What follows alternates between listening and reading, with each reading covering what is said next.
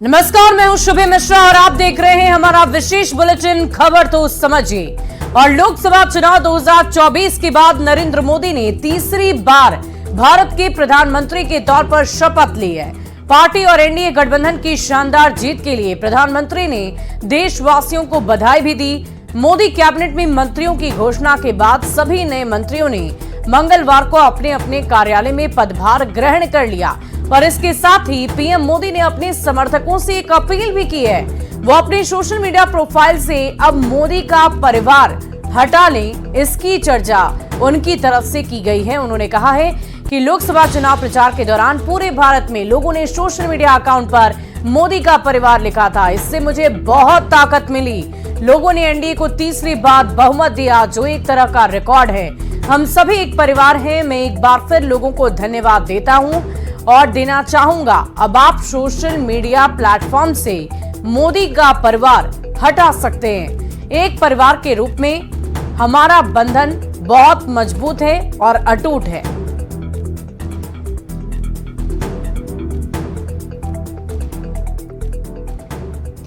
और प्रधानमंत्री की अपील के मायने को समझिए। 2024 के चुनाव शुरू होने से ठीक पहले पीएम मोदी ने अपने बयान को सामने रखा था। पूरे देश में उन्होंने कहा कि पूरा देश 140 करोड़ जनता हमारा परिवार है, ऐसा उन्होंने कहा। इसका जिक्र किया और लालू प्रसाद के बयान पर उन्होंने पलटवार करने के दौरान इन बातों का जिक्र किया। लालू प्रसाद ने पीएम के परिवार को लेकर भी ये बयान दिया था कि मोदी का परिवार ही नहीं, और ऐसा लालू प्रसाद यादव ने कहा था। चुनावी रैलियों में पीएम ने इसे बहुत बड़ा मुद्दा बनाया। हर सभा में लोगों से कहा कि पूरा देश मेरा परिवार है। पीएम के समर्थकों ने अपने सोशल मीडिया पर ये टैग किया मोदी का परिवार, यानी कि हैशटैग मोदी का परिवार पूरे देश भर में ट्रेंड करने लगा, जिसे हटाने की पीएम मोदी ने अब अपील कर दी है। पीएम कहते हैं कि मोदी का परिवार शब्द ने मुझे ताकत दी है, मुझे उससे ताकत मिली है और इसी ताकत ने प्रधानमंत्री को नई ऊर्जा दी। लगातार तीसरी बार जीत की हैट्रिक लगाई और ऐसा करने वाले नेहरू के बाद पहले प्रधानमंत्री बन गए हैं नरेंद्र मोदी। चुनाव खत्म होने के बाद पीएम ने मोदी का परिवार शब्द हटाने की लोगों से अपील कर दी है। तो क्या है ये पूरा मामला, आपने समझ लिया। बढ़ते हैं आगे। कल उड़ीसा में पहली बार बीजेपी की सरकार बनेगी और पहली बार उड़ीसा में बीजेपी ने अपने दम पर सत्ता में आने की कोशिश की है और मोहन चरण मांझी उड़ीसा के नए सीएम होंगे। बीजेपी विधायक दल के नेता उन्हें चुना गया है। मोहन मांझी कल सीएम पद की शपथ लेंगे और वो उड़ीसा से पहली बीजेपी सरकार का नेतृत्व भी करेंगे। मांझी क्यों बार बार लगातार 4 बार विधायक बनते आए, इसका भी जिक्र हमने किया। और क्योंझर से लगातार उन्होंने 4 बार विधायक बने हैं। 23% आदिवासी आबादी वाले उड़ीसा में मांझी बीजेपी का स्थानीय बड़ा आदिवासी चेहरा है। मांझी के साथ केवी सिंहदेव और प्रभाती परिदा डिप्टी सीएम पद की शपथ लेंगे। इसके साथ ही सूरमा पहाड़ी उड़ीसा से पहली बीजेपी की सरकार को समझिए।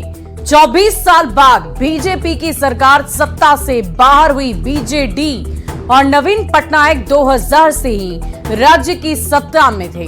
उड़ीसा के इतिहास में पहली बार बीजेपी की सरकार बन रही है और बीजेपी को 147 में से 78 सीट मिली थी। 12 जून को बीजेपी के सीएम शपथ लेंगे। मोहन चरण मांझी उड़ीसा के नए सीएम कहलाएंगे। मांझी क्योंझर से 4 बार विधायक रह चुके हैं और बीजेपी का बहुत बड़ा आदिवासी चेहरा है। उड़ीसा में 23% आदिवासी आबादी है और केवी सिंहदेव और प्रभाती परिदा डिप्टी सीएम बनाए जाएंगे।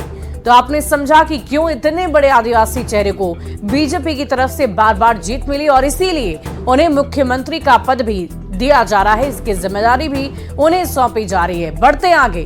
केंद्र की मोदी सरकार के कैबिनेट में बिहार से 8 सांसद मंत्री बनाए गए। ये 8 मंत्रालय ऐसे हैं जिससे बिहार की तस्वीर और तकदीर बदली जा सकती है और बिहार विकास की नई ऊंचाइयों को छू सकता है।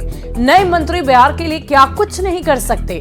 ये सवाल इसलिए भी क्योंकि विपक्ष के सवालों के बीच जिस फोकस के साथ पीएम मोदी ने मंत्रिमंडल बंटवारे में बिहार पर फोकस किया, वो बिहार के आगे के रोड मैप को ध्यान में रखकर किया गया है। इस बार जो 8 मंत्रालय बिहार को दिए गए हैं उससे प्रदेश की तस्वीर बदली जा सकती है।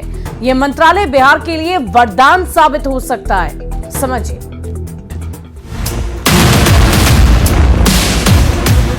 मोदी सरकार 3.0 के मंत्रालय का बंटवारा हो गया है। सभी मंत्रियों ने अपना अपना कार्यभार भी संभाल लिया। इस बार बिहार में यूपी के बाद सबसे ज्यादा 8 मंत्री बनाए गए हैं। 8 में से 6 सांसदों को पहली बार मोदी कैबिनेट में शामिल किया गया है। इन्हें ऐसा मंत्रालय दिया गया है जिससे बिहार की तस्वीर और तकदीर दोनों बदल सकती है। गिरिराज सिंह को कपड़ा मंत्रालय, ललन सिंह को पंचायती राज, मत्स्य पालन, पशुपालन और डेयरी मंत्रालय, जीतन राम मांझी को सूक्ष्म, लघु और मध्यम उद्यम मंत्रालय, चिराग पासवान को खाद्य प्रसंस्करण मंत्रालय, नित्यानंद राय को गृह राज्य मंत्रालय, सतीश चंद्र दुबे को कोयला और खान राज्य मंत्रालय, राजभूषण निषाद को जल शक्ति राज्य मंत्रालय और रामनाथ ठाकुर को कृषि और किसान कल्याण मंत्रालय दिया गया है। ये ऐसे मंत्रालय हैं जो बिहार की तस्वीर बदल सकती है। भारत पूरी दुनिया में सबसे ज्यादा युवा आबादी वाला देश है, तो भारत में बिहार सबसे ज्यादा युवाओं की आबादी वाला प्रदेश है। मतलब यहाँ असीम संभावनाएं हैं। 8 मंत्रालय मिलने के साथ बिहार के लिए अच्छी बात यह है कि बिहार में इस वक्त डबल इंजन की सरकार चल रही है और मोदी सरकार के लिए बिहार का विकास हमेशा से प्राथमिकता में रहा है। अब यही उम्मीद की जा रही है कि 6 नए मंत्री यदि मुस्तैदी से काम करेंगे तो बिहार के लिए क्या कुछ नहीं किया जा सकेगा। Bureau report, news 18।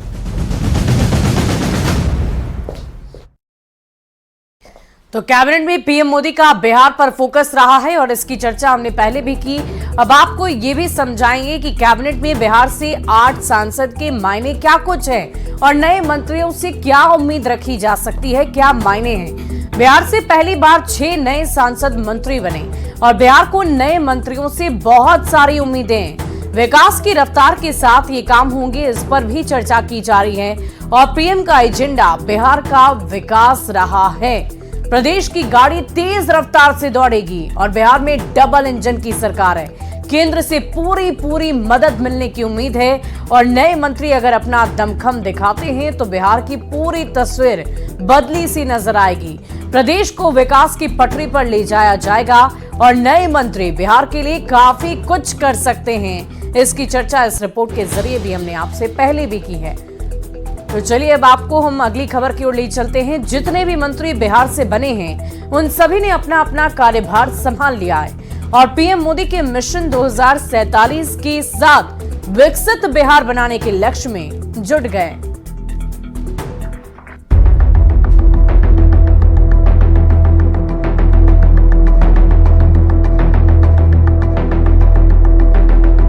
मोदी सरकार 3.0 के गठन और मंत्रालयों के बंटवारे के बाद सभी मंत्रियों ने अपना अपना कार्यभार संभाल लिया है और पीएम मोदी के विजन को साकार करने के लिए पूरी निष्ठा के साथ अपने अपने काम में लग गए हैं। खाद्य मंत्री चिराग पासवान जब अपना कार्यभार संभालने पहुंचे तो उनके साथ पूरा परिवार भी मौजूद था। जिस कुर्सी पर कभी उनके पिता स्वर्गीय रामविलास पासवान बैठा करते थे, अब उसी कुर्सी पर बैठकर चिराग पासवान को काम करने का मौका मिला है। पूरी मेहनत से, पूरी निष्ठा से निभाने के संकल्प के साथ यहाँ आया हूँ। फूड प्रोसेसिंग की एक बड़ी जिम्मेदारी है और मैं मानता हूँ कि आने वाला समय फूड प्रोसेसिंग का ही है। ये एक ऐसा विभाग है, ये एक ऐसा क्षेत्र है जिसको अभी पूरी तरीके से बनिस्बत बाकी देशों के एक्सप्लोर नहीं किया गया है। स्कोप हद से ज़्यादा है। अगर आप दुनिया भर में फूड प्रोसेसिंग का अगर आप इन्वॉल्वमेंट देखेंगे, उसके बनिस्बत भारत में लगभग 2 से 3% भी इसका इन्वॉल्वमेंट नहीं है। आने वाले समय में जहां इसमें स्कोप बहुत ज़्यादा है, वहीं ये एक ऐसा विभाग है जो सीधा किसानों को मदद पहुंचाने का काम करेगा। वहीं पहली बार गया से सांसद बनकर मोदी कैबिनेट में सूक्ष्म, लघु और मध्यम उद्योग मामलों के मंत्री बने जीतन राम मांझी ने भी अपना कार्यभार संभाल लिया है। पहली बार केंद्रीय मंत्री बने जीतन राम मांझी ने कहा कि उन्हें जो मंत्रालय पीएम मोदी ने जिस विश्वास के साथ दिया है, उस पर वो खरा उतरने की कोशिश करेंगे। हमारा कंसेप्ट बहुत बचपन से रहा है कि काम कोई छोटा नहीं होता है, वर्क इज वर्शिप, काम ही पूजा होती है। तो प्रधानमंत्री जी की बात से हम बहुत प्रेरित हैं कि उन्होंने कहा कि मांझी जी, हम आपको अपने विजन का विभाग दिया है। हमारा विजन है गरीबों का उत्थान, जहां विकास की रोशनी नहीं गई वहां रोशनी पहुंचाना। ये विभाग के माध्यम से आप बहुत कुछ कर सकते हैं, इसीलिए आपको इस विभाग को दिया।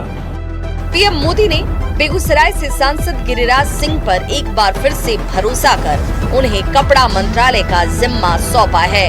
गिरिराज सिंह ने भी अपना कार्यभार संभाल लिया और उन्होंने भी भरोसा दिलाया कि जिस विश्वास के साथ पीएम मोदी ने उन्हें ये मंत्रालय दिया है, वो उस भरोसे पर खरा उतरने की पूरी कोशिश करेंगे।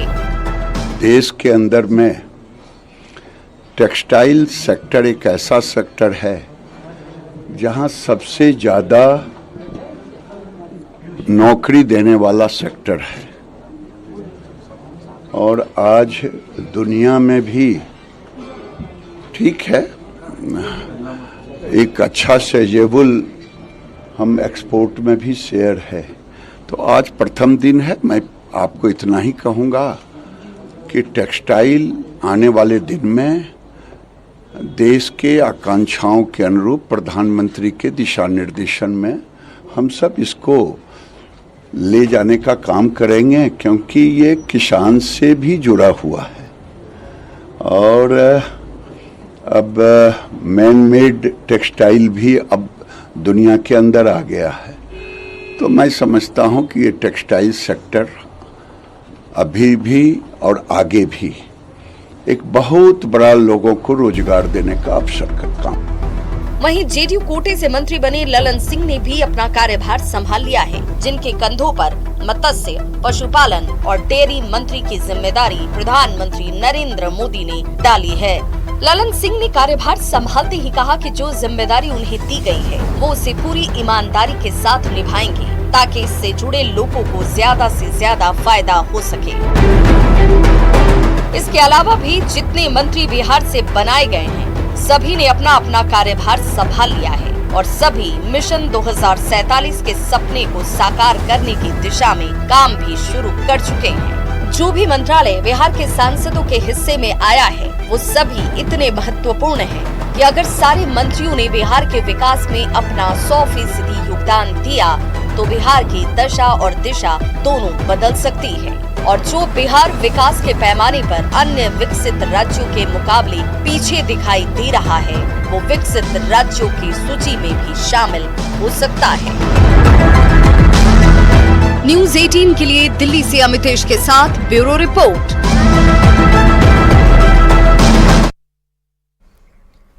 वहीं बिहार को 8 मंत्रियों की मिली सौगात भी समझिए। मोदी कैबिनेट के मंत्रियों ने ऑफिस का काम अब संभाल लिया है। सभी ने अपने अपने विभागों की जिम्मेदारियों को संभाला है। मोदी कैबिनेट में काम करने पर फोकस रहेगा और विकास ही पहली प्राथमिकता रहने वाली है। बिहार से 8 मंत्री बनाकर पीएम ने यह संदेश दिया है कि अगले साल बिहार में विधानसभा का चुनाव है। पीएम की प्राथमिकता में बिहार का विकास हुआ है। 8 मंत्रियों से बेहतर और तेज काम हो पाएगा और बिहार को दूसरे राज्यों से काफी आगे ले जाया जाएगा। जनता को विकास को लेकर बहुत बड़ा संदेश देने की कोशिश इस माध्यम से की जा रही है। देखने वाली बात होगी कि इन 8 मंत्रियों की तरफ से बिहार की क्या वाकई तकदीर बदलेगी। बढ़ते हैं आगे। केंद्र में जीत की हैट्रिक के साथ पीएम मोदी ने तीसरी बार सरकार बनाई। मंत्रालय का बंटवारा हुआ। बिहार से यूपी के बाद दूसरे सबसे ज्यादा 8 मंत्री बनाए गए और विकास की रफ्तार को गति देने का दावा केंद्र सरकार कर रही है, पर विपक्ष की ओर से तंज कसा जा रहा है। तेजस्वी यादव ने कहा है कि पीएम ने मिनिस्ट्री के नाम पर झुनझुना थमा दिया है, जिस पर सियासत काफी गर्म हो गई है। एनडीए नेताओं ने तेजस्वी पर पलटवार किया है।